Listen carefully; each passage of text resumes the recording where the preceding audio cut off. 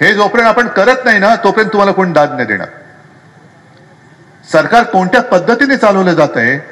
अंबादास दानवे आपले विरोधी पक्षनेते होते, झाली मुदत संपली, मुदत संपून आता झाले महिने, तरी अजून ना आपल्याला विधानसभेचा विरोधी पक्षनेते पद देत आहेत ना विधान परिषदेचा अजून जाहीर करतायत. का विधानसभेचं का नाही देत?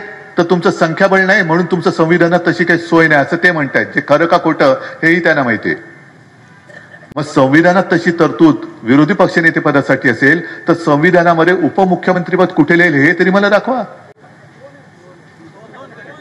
पण एक सुद्धा उपमुख्यमंत्रीपद हे संविधानिक पदच नाहीये. हे काय ते अनर्थ मंत्री, जे परवापासून मी बोलत होतो अनर्थ मंत्री झाला ना, अनर्थ बाहेर आला की नाही त्यांचा. आणि दुसरे ते नगर भकास शक्तीपीठवाले दाढीवाले, आणि तिसरे आहेत ते गृहमंत्री आहेत. पण ते गृहमंत्री म्हणण्यापेक्षा त्यांना मी गृहकलह मंत्री म्हणतो. कारण पक्षात भांडणं लावायची, घरामध्ये भांडणं लावायची.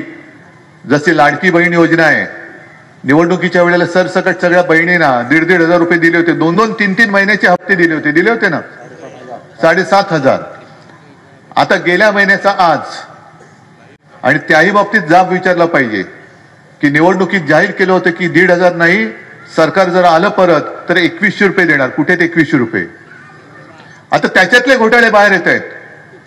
काही हजार नावं त्यांनी बहिणींच्या नावाखाली बाप्यांची टाकलेली आहेत. कोणी खाल्ले पैसे? आणि हे कमी पडते की काय म्हणून आता नवीन नियम काढले असं मी ऐकलं की कुटुंबातील आता फक्त 2 जणींनाच लाडक्या बहिणीचा लाभ मिळेल. बरोबर आहे की चूक आहे? आणि या दोन नावं कोणी द्यायची? कुटुंब प्रमुखांनी.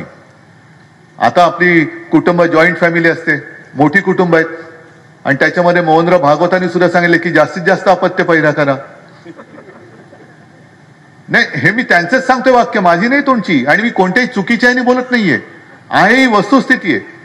मग एका घरामध्ये एक आई आणि 3 मुली असतील, सासूबाई आणि 2-3 सुना असतील, मग त्यातल्या 2 जणींची नावं कोण देणार? कुटुंब प्रमुख. म्हणजे घरामध्ये बाई कोण होणार? कुटुंब प्रमुख. आमचं काय नाही बाबा, यांनी सांगितलं त्याला मी दिलं, मी काय करू? म्हणून मी त्यांना गृहकलह मंत्री म्हणतोय. ही सगळी दगाबाजी आपल्याशी सुरू आहे.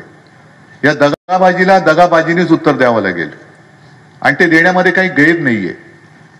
हा परत एकदा सांगतो, निजामाशी लढलेला हा मराठवाडा आहे, आणि त्यांच्यापेक्षा जास्त वाईट पद्धतीने सरकार वागत असेल तर तुम्ही पहिले तुमच्यातले सगळे जात पात धर्म पक्ष बाजूला ठेवून शेतकरी म्हणून एकवटा.